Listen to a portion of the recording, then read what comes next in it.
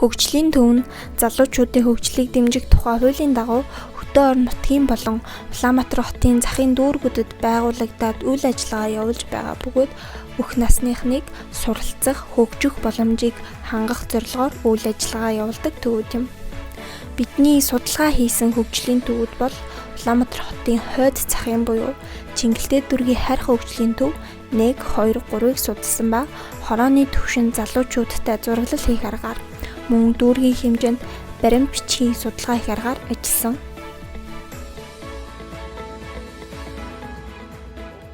Одоогийн байгаа хөгжлийн төв яг ямар нөхцөл байдал байгаа юм бэ?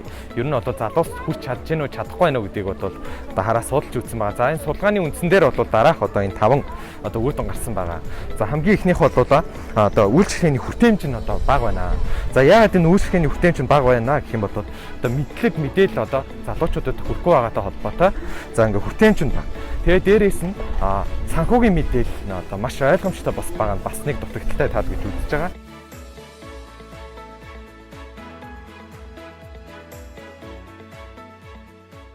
За 7-8-19-р хорооны зураглалаас авч үзэхэд аюулгүй эрүүл тоглоомын талбай байхгүй, сургууль цэцэрлэгийн тоо хангалтгүй, мөн орчны богтол маш ихтэй гэсэн үр дүн гарсан байна.